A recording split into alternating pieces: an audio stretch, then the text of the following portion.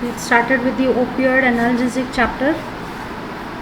Okay, so in the last lecture we had continued with the morphine pharmacology, and also we had seen the distinctive features with the other agents also, like codeine, pethidine, okay, fentanyl and all, heroin and all. Okay, so we'll continue with the individual drugs. Okay, so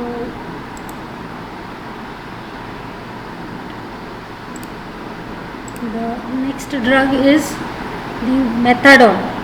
Okay, now methadone is an example of synthetic opioid. Okay, now if you can compare the chemical structure of this particular drug, it is dissimilar, but pharmacological properties, okay, these are quite similar to that of morphine. Okay, so chemically it is not related to morphine, but properties which it possesses, okay, they are quite similar to that of morphine. Like it has analgesic property, then respiratory depressant property, emetic, then antitussive, that is it can control the cough, constipating property of biliary action, biliary smooth muscles and all, okay, spasm and all. So similar actions to morphine this particular methadone also shows. Okay, but one difference is that it has higher oral to parenteral activity ratio. Okay, that is, it is 1:2. We have seen with morphine that it is having poor oral to parenteral activity ratio. Okay, and if you compare the potency of this particular drug methadone with that of morphine, okay, so it is only slightly more potent. Okay, so you can say that the potency is comparable to that of morphine. Even the duration of action is also similar to that of morphine, 4 to 6 hours upon IM injection of this drug methadone. Okay, but this drug methadone can bind to the tissue proteins. Okay, we have seen morphine does not bind with the tissue proteins. Okay, but this drug has binding tendency with the tissue protein. So when this drug enters into the tissue, it can remain bound over there. So it has cumulative property. That is, if you administer the drug repeatedly, there are chances that this drug will accumulate in the body. It will remain in the body for a longer period of time upon repeated use. Okay, so as you go on using this particular drug over a period of time, the duration of action progressively lengthens. Okay, that is, the duration of action will increase, okay, as the time elapses. Actually the duration of action is just 4 to 6 hours. Okay, but if you use the drug repeatedly, it will start accumulating in the body because it has tendency to get bound to the tissue protein. So because of this, the plasma T half life upon chronic use, it becomes 24 to 36 hours. Okay, so it will stay in your body for even a longer period of time, okay, because of the accumulative property. Then coming to the plasma protein binding property, it is 90% bound to plasma proteins. Okay, so quite a lot of binding property is there. So it will remain just like it can bind to the tissue proteins, it can also bind to the plasma proteins also. 90% binding is seen. So whatever is absorbed in the systemic circulation, out of that 90% will remain bound to the plasma proteins, and only 10% is available in the free form. Then coming to the metabolism part, it is metabolized in the liver, okay, and these are the processes: demethylation and cyclization are the two processes by which it gets metabolized in the liver, and ultimately the metabolites are excreted in the urine. Then there are some chances of interactions also with rifampin and phenytoin. When these drugs are given in individuals who are dependent on methadone, methadone is being given, in such individuals, when these two drugs are administered specifically, withdrawal symptoms may be precipitated. Now withdrawal symptoms are shown when a particular drug is stopped, right? Okay, and it is not prominent with every drug, withdrawal symptoms. Okay, but certain drugs may show withdrawal symptoms after a prolonged use specifically, and suddenly if you stop the treatment, it will start precipitating certain symptoms.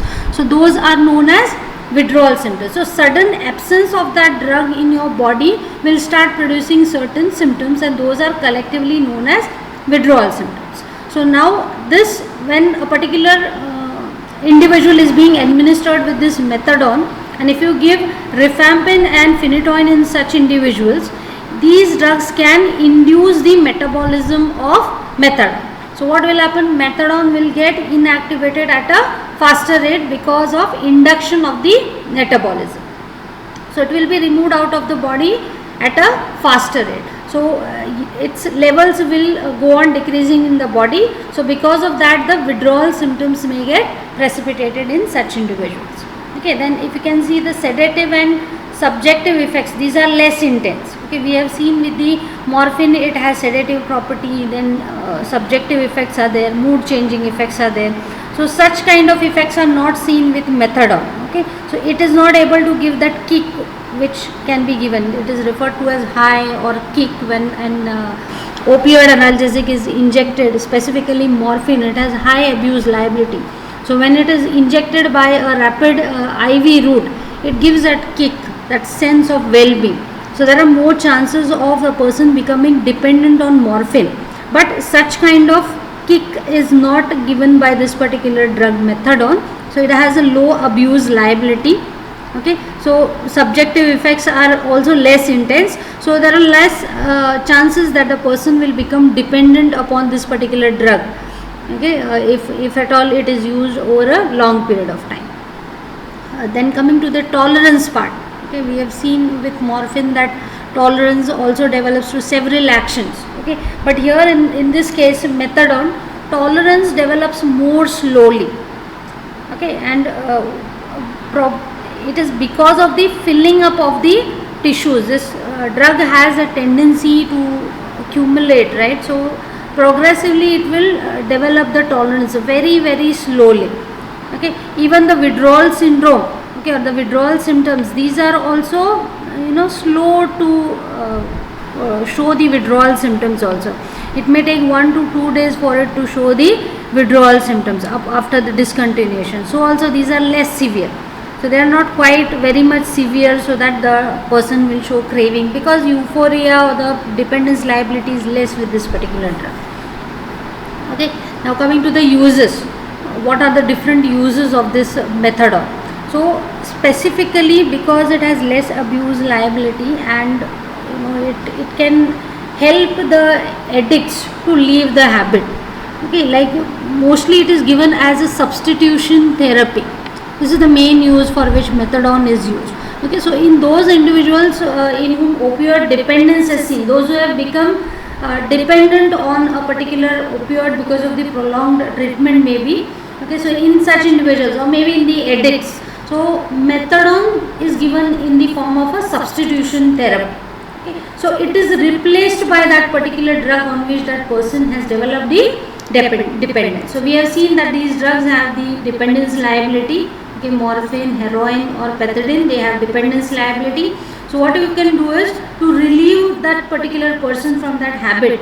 What you can do is you can give a substitution. So instead of these drugs, you can, if you suddenly stop the treatment, because the person is dependent on these drugs, they will start showing the craving effects or the withdrawal symptoms and all that. We have seen under the detailed pharmacology of morphine also.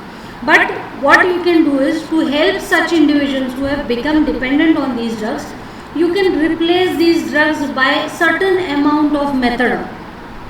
Okay, like say for example 1 milligram of methadone is replaced for 4 milligrams of morphine. Okay, so whatever consumption of morphine or heroin or pethidine is done, so proportionately you can calculate the amount of methadone to be given in that particular individual. So you can replace 1 milligram of methadone for 4 milligrams of morphine. So instead of 4 milligram, you can give 1 milligram of methadone. So accordingly you can calculate and administer this drug. So also it can replace 2 milligrams of heroin and 20 milligrams of pethidine. So accordingly a calculated dose is administered in these particular individuals, so that it won't precipitate those symptoms and it would slowly help them to leave the habit. Okay, so for the same reason it is also used as a maintenance therapy in the addicts also. Okay, so these are the opioid dependent persons, okay, because of the prolonged treatment, and this is supposed to be done in the Similar kind of effects also seen in the opioid addicts, those who have become addicted to this opioid analgesics. So what you can do is give this methadone in sufficient doses so that the person is able to develop the tolerance slowly. Okay, and those pleasurable effects which are given by these opioid analgesics, like say for example morphine or heroin, they have very high degree of euphoria precipitating tendency, so they will give that sense of well-being. So what I can do is give methadone in such individuals so that they are able to tolerate all those pleasurable effects. So it will help them to give up that particular habit. Okay. Apart from that, this particular drug methadone also has analgesic property, so it can be used in the similar way like your morphine. So same conditions in which morphine is used, this methadone also is used as an analgesic in certain painful situations. Also it has antitussive property, so occasionally it can be employed as antitussive agent also to control the cough.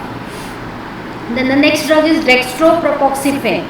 Okay, now this particular drug has properties similar to that of codeine.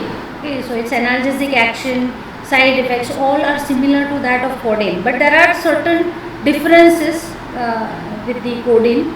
Okay, that this particular drug dextropropoxyphene, it is a poor antitussive. We have seen that codeine has a very good antitussive property, right? It is used in the cough syrups.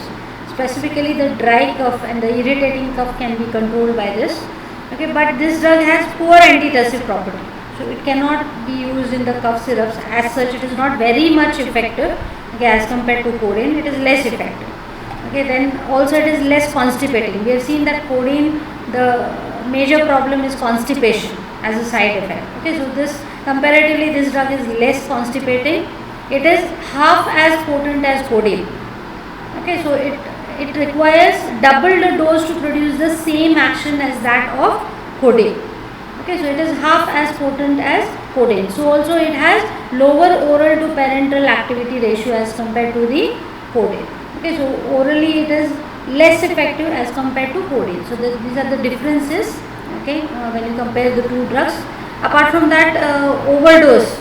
Okay, that is toxicity may result in delirium or convulsions also may be precipitated in these individuals.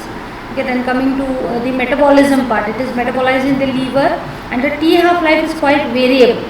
Okay, if you can see, the T half-life ranges from 4 to 12 hours. So it is variable from person to person, it may vary, it is not within a narrow range, right? So also one of the metabolite, that is demethylated metabolite. After demethylation, a metabolite of this dextropropoxyphene which is generated, it has even longer T half-life. You can see that this metabolite, the demethylated metabolite, it has a T half-life over 24 hours, when actually the T half-life of the drug is 4 to 12 hours. It may be variable in between this range, but this metabolite has a T half-life of more than 24 hours. Okay, and it also accumulates on the repeated dosing. If you repeatedly administer this drug, the metabolite which is generated, it also accumulates in the body. Okay, and also this is the problem, this is cardiotoxic. Okay, so the cardiotoxicity may be precipitated, it is not good for the cardiovascular system. Some kind of toxicities may be precipitated. So because of this, the use of dextropropoxyphene has reduced actually. Okay, the overdose symptoms and the cardiotoxicity. So the popularity has reduced. If you consider the abuse liability, it is not very good. Okay, it is similar to that of codeine, but this is the major problem. Okay, but even though this can be used as an oral analgesic, okay, in milder conditions, sometimes it is also marketed in combination with paracetamol or some other drugs, but as such there is no advantage of this combination with paracetamol as such. Okay, it is still questionable how better it could be as compared to individually when the person is administered with paracetamol. Okay, so also as I have told you, cardiotoxicity of that demethylated metabolite and seizure precipitating tendency in the overdose, this is quite problematic in certain individuals. So also antidote is not available. Naloxone cannot effectively antagonize all the actions. Okay, so it can be quite dangerous at times. So fatalities have been reported, that is deaths are on record. So no added advantage even if it is combined with other drugs. So as such, it has gone out of use. Many of the countries have banned this particular drug, okay, or the combination of this particular drug. It has been withdrawn, or certain countries are still marketing it, but a caution is given on the label of that particular preparation. Okay. Then coming to the next drug, that is tramadol. So this particular drug also is a central analgesic, but it is termed as an atypical opioid. Okay, now atypical meaning, why it is termed as an atypical opioid is because it acts by a slightly different mechanism of action. So it has analgesic property because of both opioid mechanism, that is it will interact through the opioid receptor also, plus it has certain additional mechanisms by which it produces the analgesic effect. Okay. So if you compare this drug with other opioids, it has low affinity for opioid receptor. Rather, other mechanisms are more important in producing the analgesic effect with this particular drug. Okay, so unlike other opioids, this inhibits the reuptake of NEN5-HT. Okay, so noradrenaline and serotonin reuptake is inhibited. So also it increases the 5-HT release also in the serotonergic neurons. Okay, so it activates that monoaminergic spinal inhibition of the pain. Okay, so at spinal level it will control the pain as a symptom, and it's mainly because of this mechanism of action. That's why it is termed as an atypical opioid. So all the other opioids, they act through interaction with the opioid receptors rather than this particular mechanism. It is shown only by this tramadol. Okay.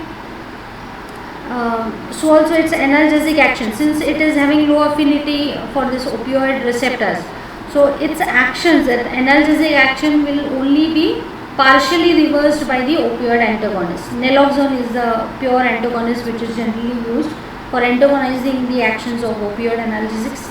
But since tramadol, it has low affinity for this opioid receptor, its actions can only be partially antagonized by this naloxone, because generally it mainly produces the actions through this particular mechanism of action. Okay. Then a little bit about the kinetics. Okay.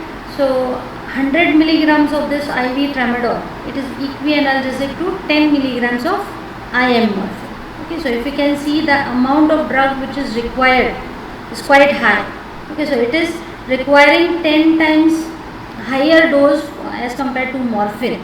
Okay, so it is 10 times less potent as compared to morphine. It produces same level of analgesia, but the amount of drug required is higher. So also oral bioavailability is also good when you compare it with morphine. Oral to parenteral dose ratio is 1:4. So it is quite better than morphine in terms of oral administration. Then if you can see, the T half life is just 5 to 6 hours. So it's a short acting drug. So effects will last for 4 to 6 hours. That is, duration of action is quite short, and it is comparable to that of morphine. Okay. So also side effect tendency when you compare this drug with morphine. Okay. So just take a note of differences. Such questions may also be asked, like compare and contrast between the two drugs. Okay. So points of differences should be noted in between two drugs. Okay. So unlike morphine, okay, tramadol is less likely in producing this respiratory depression, sedation, constipation, urinary retention, or rise in the intrabiliary pressure. These are the quite common side effects which we have seen with morphine. So such type of side effects are less likely with tramadol. So it's a well tolerated drug. If you can see, the side effect profile is better tolerated with this particular agent. Okay, so the side effects which are shown by the tramadol, these include dizziness, nausea, sleepiness, dryness of mouth, sweating, and lowering of the seizures in the high dose. As such, hemodynamic changes are also minimum with this particular agent. So side effects which are seen are not quite very severe, if you can leave this one. Okay, others are quite less distressing as such. Okay, so it's a well tolerated drug when you compare specifically with the morphine. Okay. Then there are chances of interactions with SSRIs, which is a class of antidepressant drug. Okay, so tramadol, it should not be given in patients who are already taking the SSRIs, because SSRIs, you are aware that it is selective serotonin reuptake inhibitors. Okay, and in the mechanism of action of tramadol, we have seen that it inhibits the reuptake of NEN5-HT, and also release of 5-HT is produced by tramadol. Okay, so it will potentiate the action. Okay, so it will have additive potentiating action on the serotonin. Okay, so serotonin will remain in the cleft for a longer period of time in very high levels, so that both the actions will add up. Mechanisms of both the drugs, tramadol and SSRIs, will add up, so that there are chances of precipitation of serotonin syndrome.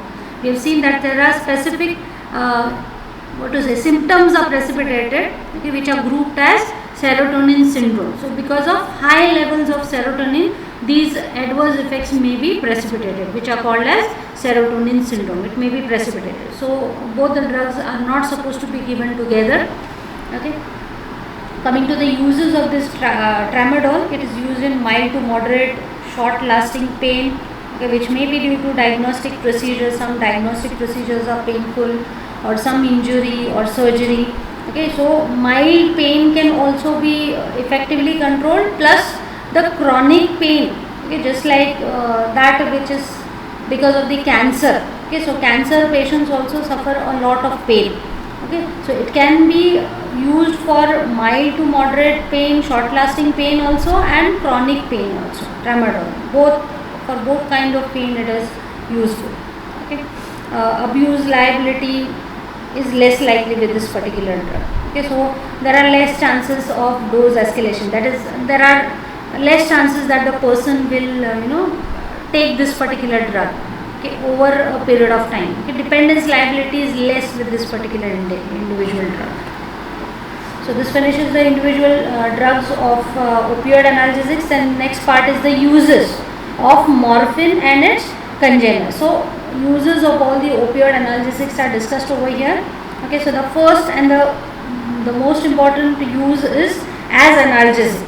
Okay, so since they have a prominent analgesic action, okay, under the depressant actions we have seen, so because of that, most of the agents are used mainly as analgesics. Okay, morphine, it is quite useful in the visceral pain which is poorly localized. Okay, but you should keep in mind that as such these analgesics should not be taken on regular basis.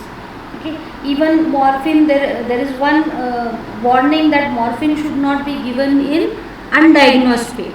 Okay, so as far as possible, when pain is felt, you should first need to identify what is the cause behind that. Just simply because you are feeling the pain, just to get comfort, you are not supposed to go on taking the analgesics. Okay, you should reach up to what is the cause behind that pain, because it acts as a warning sign, we have seen in the introduction. Okay, so you need to find out what is the reason behind that pain. So if it is persistent pain, you need to see your doctor, okay, as to what is the reason behind that. And especially if it is an abdominal pain which is poorly localized, and if it is persistent pain, then it is better to see a doctor rather than taking these medications or some analgesics. Okay, because at least not opioid, but non-opioid analgesics are easily available in the market. Okay, but as far as possible, avoid taking any kind of analgesic repeatedly, because though they are easily available, they have a lot of deleterious effect. Okay, so they can have as much damage as liver damage also. Okay, so it is not advisable to take analgesics on a regular basis. Okay, but you need to identify the cause. So there are specific purpose in which it is used as an analgesic. Like for example, morphine or its substituents, it can be used in traumatic, visceral or ischemic pain. Okay, that is which is associated with myocardial infarction, or post-operative pain, or burn, or cancer pain, or renal colic, okay, and similar kind of pain, okay, which is diagnosed appropriately, and only then morphine is supposed to be given. Pethidine is another opioid analgesic. It is specifically preferred in obstetric analgesia relating to the childbirth and all. So in such gynecological procedures, pethidine is preferred. Then apart from that, morphine apart from being as an analgesic, it will also help in controlling the other symptoms also, like neurogenic shock or autonomic effects which are associated with excruciating pain, that is extreme or intense pain, may precipitate some additional symptoms also. So those can also be effectively controlled by morphine. Then apart from that, transdermal fentanyl, transdermal patches of this fentanyl, it is also used in chronic cancer pain or some terminal illness pain, wherein the person is suffering from intense pain and the person is in the last stages of certain chronic illness. So at that time you can give these opioid analgesics.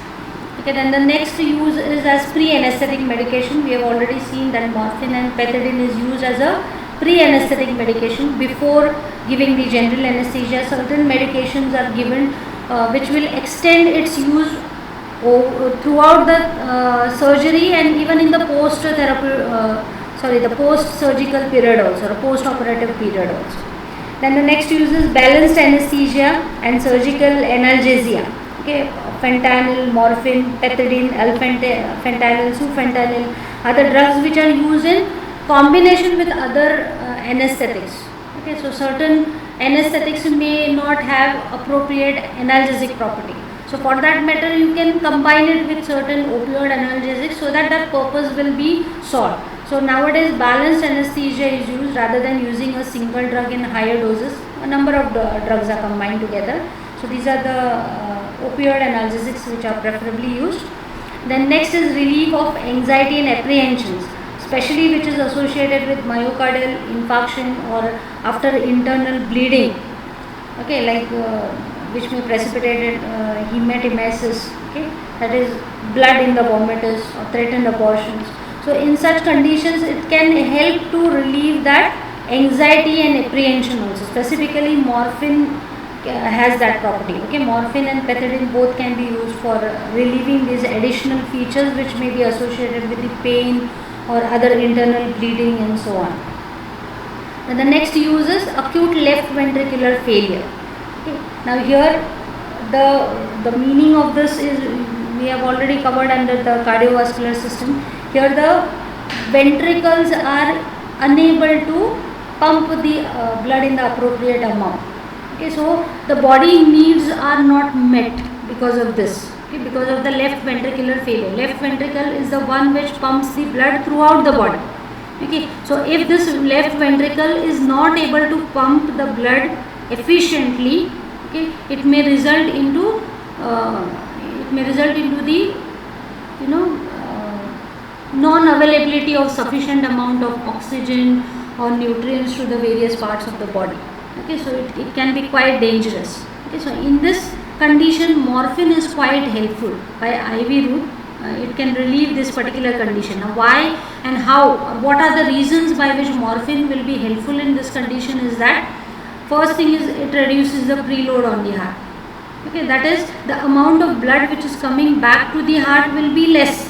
Okay, because vasodilatation is produced, so pooling of the blood will be produced. Okay, so less amount of blood will reach the heart, so less work has to be done for it to pump, okay, that much amount of blood. So it will help in relieving this, okay, because less of load is there on the heart.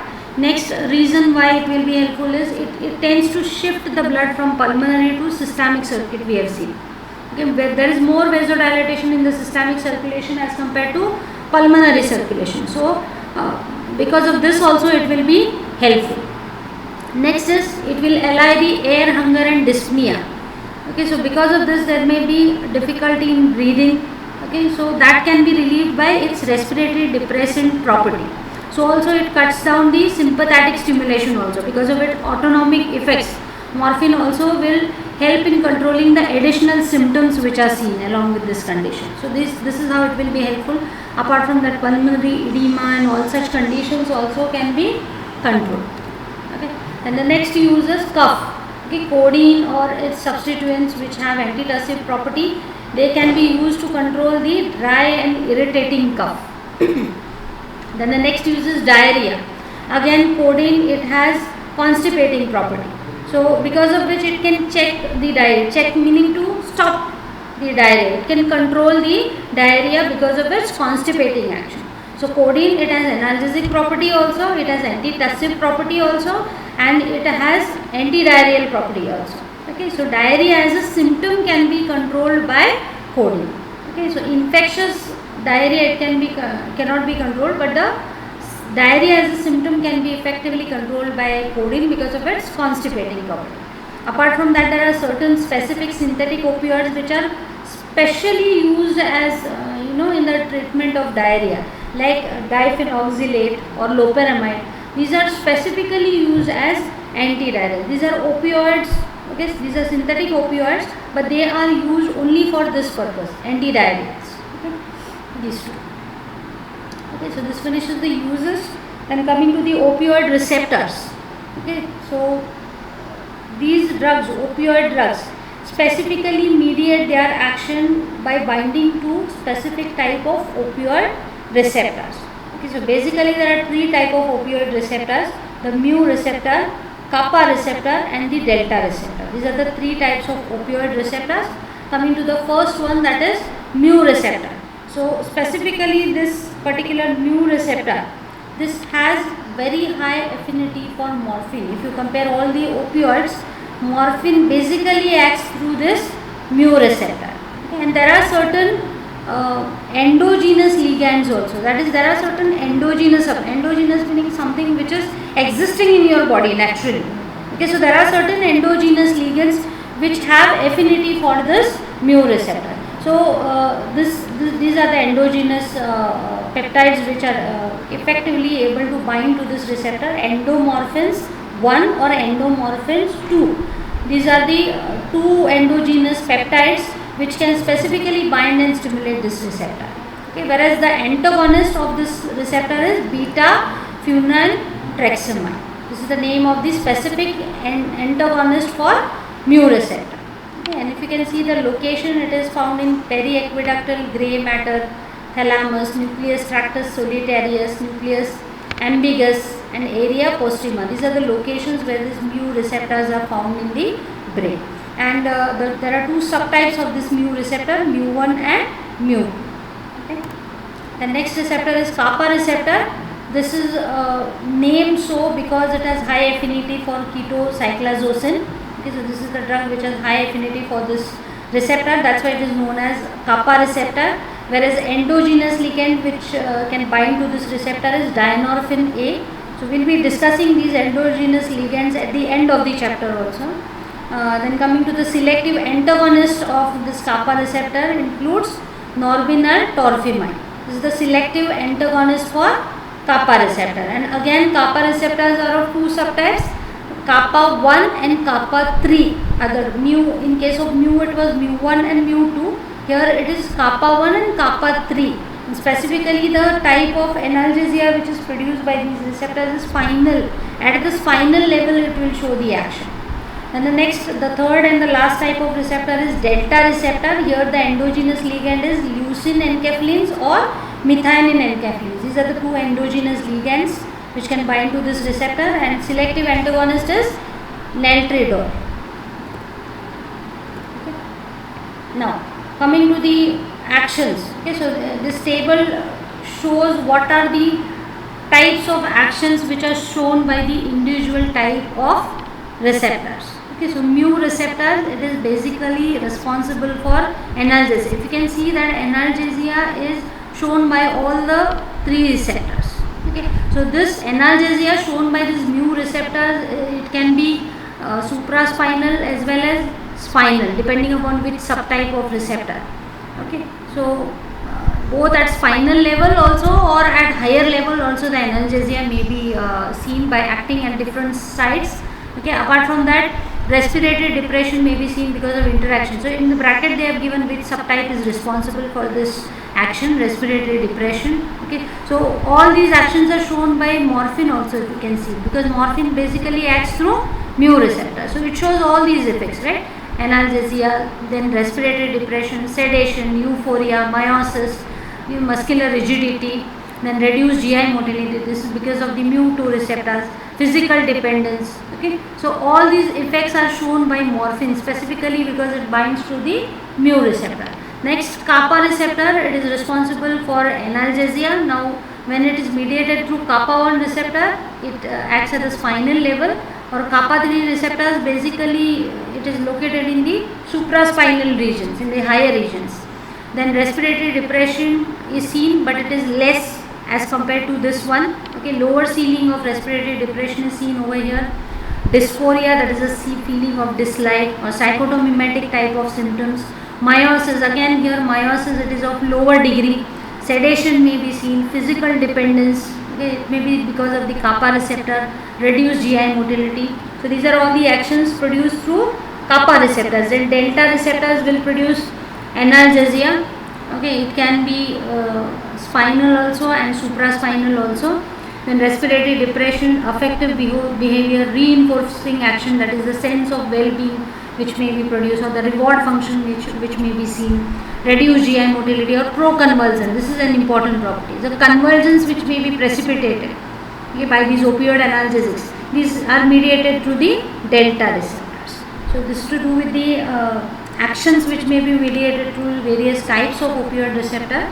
Now coming to the mechanism, okay, which is followed, the transducer mechanism, how that signal is transmitted further, what happens when these receptors are stimulated. Okay, so all the opioid analgesics will interact through these opioid receptor. One or more type of opioid receptors will be interacted, and because of which it will show specific type of actions. Now all these three receptors have been cloned and they have been studied in detail, and it is found that all these three, mu, kappa as well as delta receptors, are G protein coupled receptor.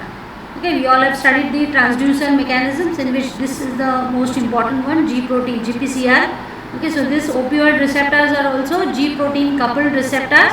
Okay, mainly they have that inhibitory modulation. They inhibit the release of certain excitatory transmitters and all. That's how they produce the most of the actions. Like say they may affect the monoaminergic transmission like Na, Da or 5-HT. GABA transmission may be affected, or glutamate, NMDA, AMPA. So these pathways may be affected, because of which it shows the opioid actions. Now, how exactly it is processed further? Okay, if you can see these two, okay, that is mu and delta receptor. Mainly these two receptors, mainly what they do is, by stimulating the receptor, it will result in reduction in the extracellular CAMP. So when an opioid analgesic stimulates these two receptors, the further actions which are produced, this include reduction in the extracellular CAMP. Cyclic AMP formation will be reduced, and opening of the potassium channel will take place. That's how the signal is further transmitted. Okay, when the kappa receptors are stimulated, basically it suppresses the voltage sensitive N type of calcium channel, so that the availability of the calcium is it is reduced. Okay, so these are the two different mechanisms by which these various receptors will show its action. So because of these outcomes, it will result in neuronal hyperpolarization, that is, the potential will drop below the resting potential, or it will also reduce the availability of intracellular calcium ions. So here it is suppressing the calcium ions. So because of this, the neurotransmitters release through those neurons will be decreased in the CNS. Okay, say for example glutamate release is inhibited. So this could be the mechanism because of which the transmission of certain central neurotransmitters is affected, and that's how it shows various actions. So these are how they are